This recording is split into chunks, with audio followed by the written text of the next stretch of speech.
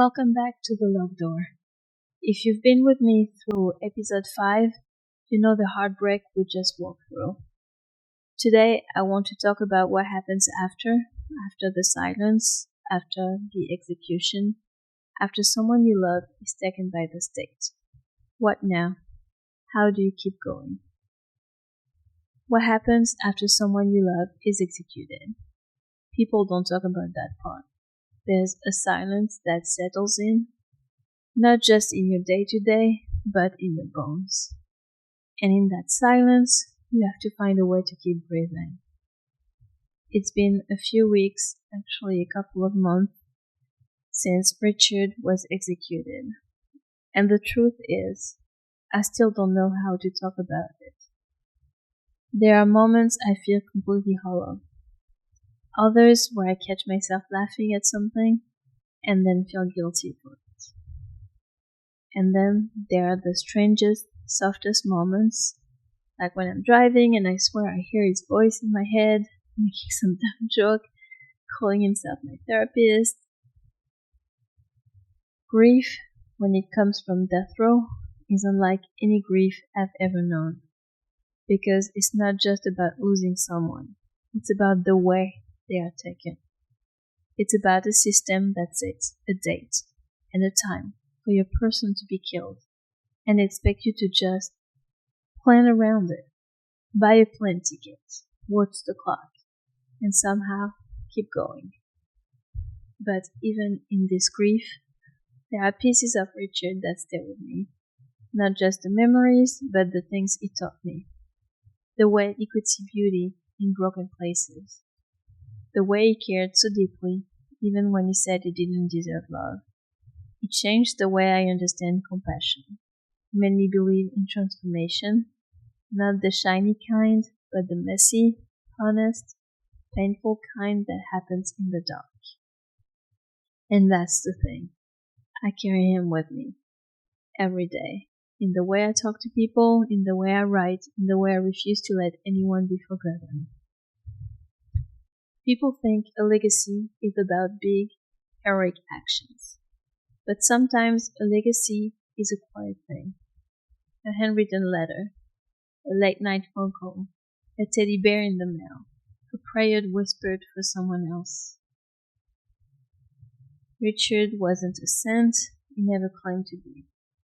In fact, he was often the first to talk about his past with honesty and sorrow.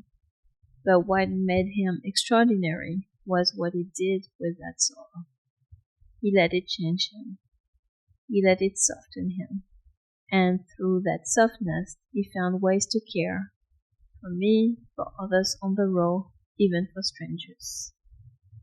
He sent birthday gifts to my son, flowers for me when I felt alone. He used whatever little he had to remind us that we mattered, that we were loved. And he didn't just do that for me, he did it for so many others. He stood by people in their final days, he prayed with them, held their fear when no one else would. That's the legacy Richard left behind. A legacy of gentleness in a place built to strip people of their humanity. A legacy of spiritual courage, a legacy of presence, of showing up even when it hurts. He taught me that you don't need freedom to be free. You don't need a second chance to do right by people. You just need heart. And Richard had so much heart. He gave it away freely, even when he thought he didn't deserve to be loved. So, when people ask me who he was, who this man was that the state put to death, I don't start with his crime. I start with his laugh, his artwork, his ridiculous jokes, his prayers, his fierce loyalty, and his belief in redemption, even when the world said it was too late. Because that's who Richard really was, and that's who I always remember. When someone you love dies at the hands of the state, it doesn't just leave you heartbroken. It leaves you asking, what do I do with this thing? What do I do now? Grief can feel like a full stop, but I don't think it's supposed to end things. I think it's supposed to change them. Grief isn't linear. It doesn't follow a schedule, and it doesn't care about how strong people think you are. Some days you can talk about the person you lost without crying. Other days, a song, a smell, or a word sends you spiraling. And that doesn't mean you're broken. It means you're human. Grief is love's echo. It shows up in the empty spaces where connection used to live. And while the world may rush you to move on, I've learned that we don't move on. We move with. We carry them forward, sometimes in tears, sometimes in laughter, always in love. Losing Richard didn't make me want to give up. If anything, it made me more sure than ever that the work matters, that connection matters, that people matter. And if his life and his death can mean something beyond the prison walls that held him, then I'll keep showing up to make sure it does.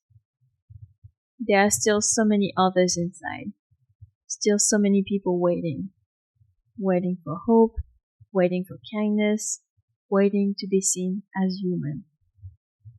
I can't bring Richard back, but I can keep writing. I can keep fighting. I can keep loving people the way he did, without condition, without hesitation, even when it's hard. That's also why I believe so deeply in Wire of Hope. It's not just a pen pal service, it's a bridge. A reminder to the people inside that they're still part of this world, that their voices matter, and that someone cares.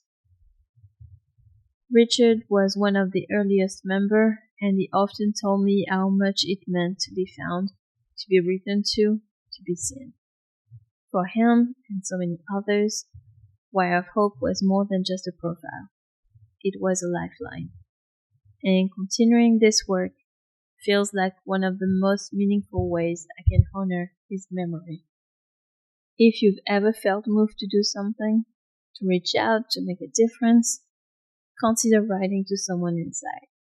Visit Wire of Hope, read the profiles, and see who speaks to your heart. One letter can be the beginning of hope, healing, and connection. And you never know the impact you might have on them and on yourself. Because when we write, when we reach across the walls and remind someone that they matter, we're not just offering comfort. We're resisting a system that thrives on silence and separation. Every connection is an act of defiance. Every letter is a thread in a bigger story, a story that demands to be heard. And that's what's next. That's what this podcast is for. That's what the Locked Door has always been about. We're not here to glorify pen, we're here to witness it. To challenge the silence, to honor the living, and to remember the ones we've lost by making sure their names are spoken, their stories are told, and their humanity is never erased. So, if you're listening to this and you lost someone, or even if you're just carrying a grief the world doesn't see, I want you to know you're not alone. And you don't have to be quiet about it. Talk about them. Tell the truth. And then ask yourself, what now? For me, the answer is keep going. Keep fighting, keep loving, because the work isn't done. And because Richard will want it that way. Thank you for sitting with me through this episode. It wasn't easy, grief never is, but I also believe it's sacred. The fact that we feel this much means we've loved deeply.